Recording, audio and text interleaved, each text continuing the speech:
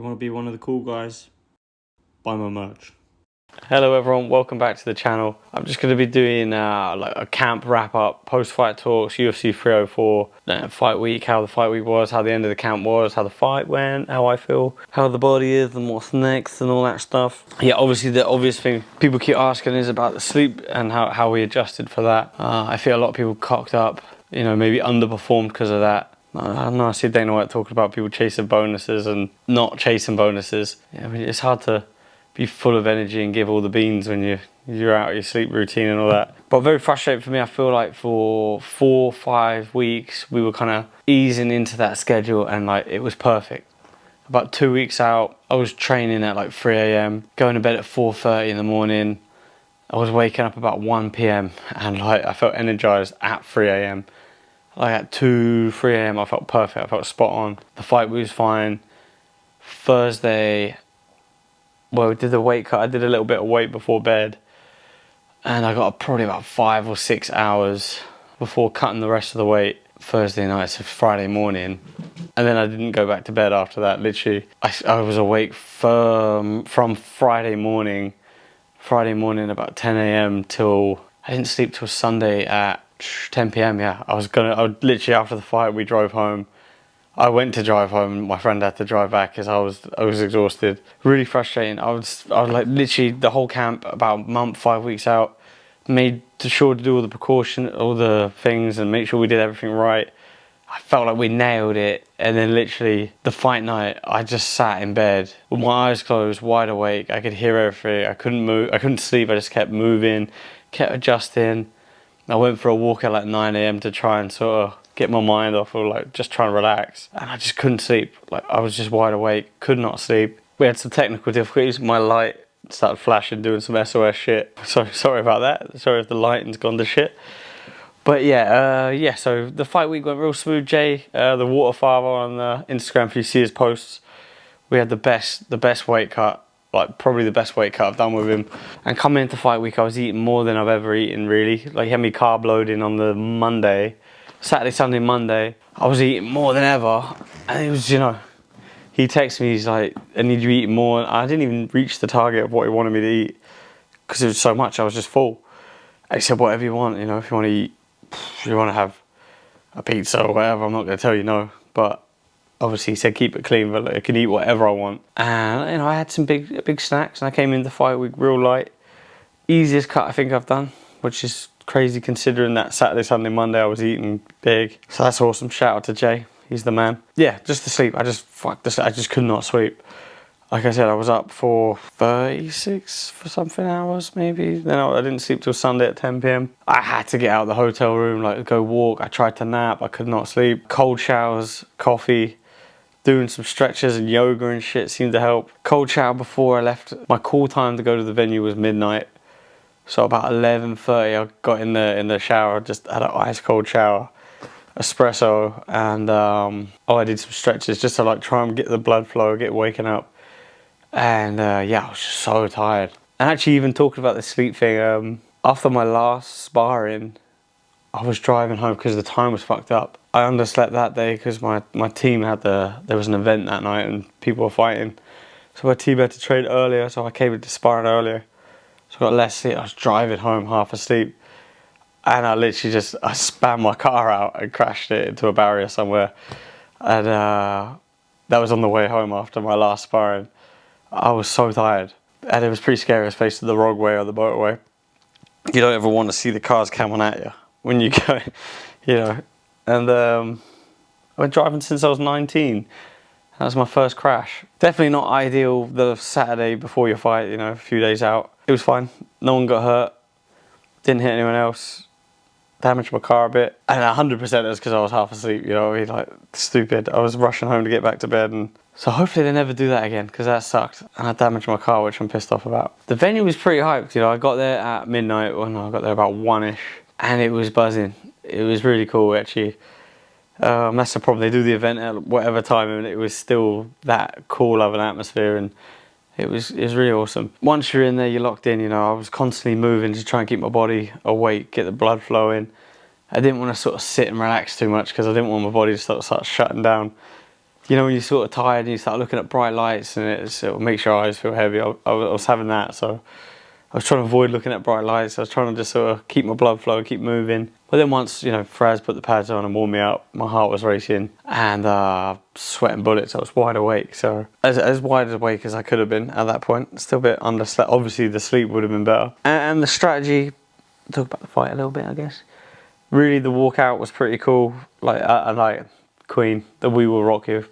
I always like it. My rule is like British and I like a bit of rock, sort of British rock sort of thing. And I always like that walkout song, but no one ever seems to get behind it.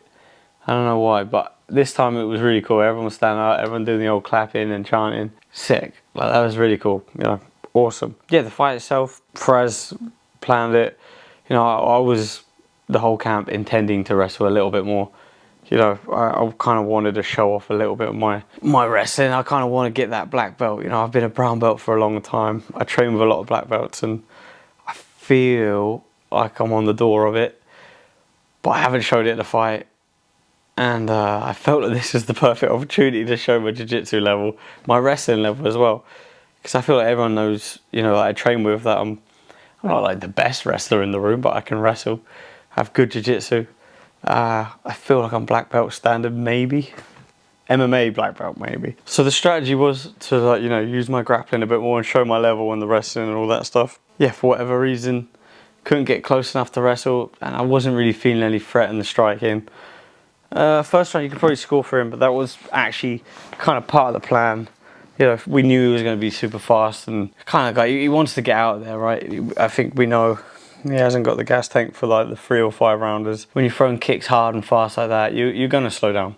You're going to fatigue. Unless you get a finish early or, you know, you hurt them and rock them in the early stages, your kicks are going to slow down. So just figure, keep a nice tight guard, walk him down, pressure him a little bit. Try and catch a kick if it does. Maybe get him off balance, get him on the back foot. Pretty much as the fight went was the plan. We knew 100% that he was going to slow down after the first sort of half a round. I know they count significant strikes on anything thrown, like a kick that lands, but, you know, not. A couple got through, like a couple hit my body. There was one snap kick, the feet hit me. That was nice. That knee was pretty close in the first round, sort of grazed my ear, which was, yeah, I'm glad that was just the graze on the ear. Obviously the teep was quite nice. Like everyone, yeah, I wasn't rocked at all. Obviously it grazed past my head, so it didn't rock me or anything. But yeah, I saw him coming forward thinking he'd hurt me. You know, when someone comes in with their hands down, they think they hurt someone. I was just like, nah, have one of them. But yeah, he was quick. Like, the kicks were very fast, but they quickly slowed down. I could hear his corner like really calling for knees on the shots. So when I was shooting, but it was just so far away where he was retreating. There was no point shooting. I was like, if he holds his ground, I'll shoot. That was the strategy. You know, like when we exchange, I'll throw my shots, but you just kept backing up, back. And it was so frustrating. But a guy like that, you can't really wade in swinging big bombs and try and take them out because they're very accurate, very sharp. And actually my coach, Fraz Zahabi, he said no Rocky Balboa bullshit until he says it's time for Rocky Balboa bullshit. Did make me laugh. But yeah, you know, with him backing up and retreating the way he was and non-stop circling, it is what it is. Hard to get hold of the guy and he's a world-class operator. A bit of a poor sportsman, I guess. You know, the whole thing with the spies and stuff, I don't have no spies. People saying about spies. He said there's like English people in England, like surrounded by English people. I'm like, yeah, you're in England, man. The people told me that your team asked them to leave the workout room, and they did. And funnily enough, they didn't tell me anything you guys were doing. You put loads of footage out on YouTube. You have millions of fights that we've watched. Not literally millions, but like you have tons of footage that we have watched. We know what you're really good at. You have a kick named after you. I don't need some spies to watch to know that you have a really good the kick, you know, like it's just kind of strange. Yeah, strange. But yeah, whatever. Like a 5-round fight would have got him out there with the pressure. Just the way I started landing. Like Fraz said, no Rocky Balboa bullshit.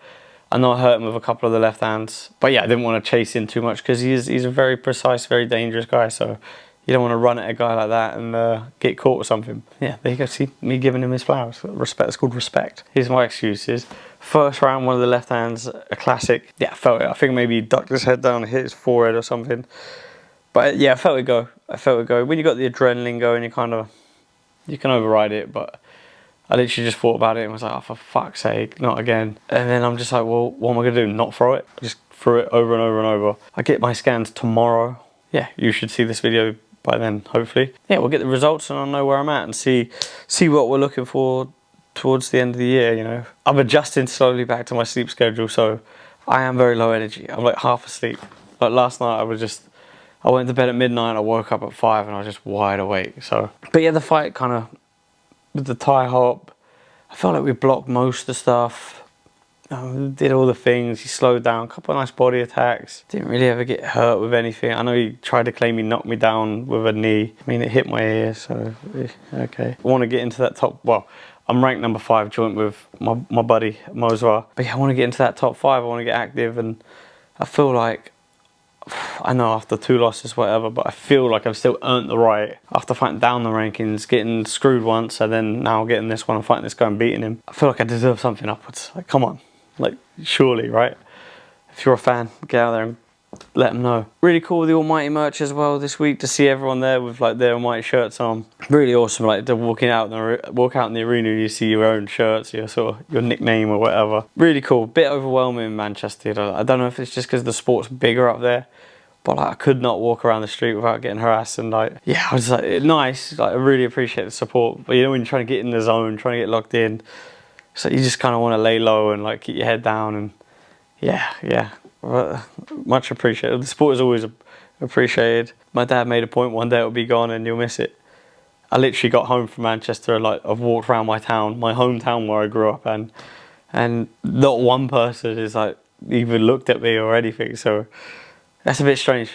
That's a bit strange, you know. Ipswich, Felixstowe. Maybe it's just not what's happening down here, you know. Maybe they don't give a shit, which is fair enough. It did hurt my feelings when I was in school, and I remember friends I went to school with were following like McGregor, and like they didn't even know I was at the UFC. So that was kind of interesting. But yeah. Anyway, I'm half asleep. I need to go to bed. Check out the Almighty merch page. We've got some new shit coming soon. We're really running low on stock. So get over the website. If it's in stock now, I would recommend getting it soon because things were selling like crazy. I'm going France, Switzerland and Italy. So there'll be a lot of travel content coming out. There's going to be a lot of food. There's going to be... I'd really like to go to Giorgio Petrosian's gym in Milan. Obviously, I can't do much fucking wanker training with this stupid hand. So that's going to be a few weeks. But yeah, I'd like to get down there and get some work in down there. That could be fun. We're going to eat a lot of pasta, a lot of spaghetti, pizzas. Any recommendations, please leave them in the comments. Thanks for watching, guys. Please, if you haven't, like, subscribe, leave a comment. Next time I'll be a bit more awake. Hopefully they never do fights at 3 AM anymore. So I don't crash my car when I'm half asleep, come home from sparring. And then I don't not sleep before the fight because I've fucked up my schedule. And then I have a anxiety day because I'm like, fucking hell, I haven't slept one bit. Literally not one bit. I was fucked up. But yeah, I appreciate your support, guys. It means a lot. And onwards and upwards to the next one.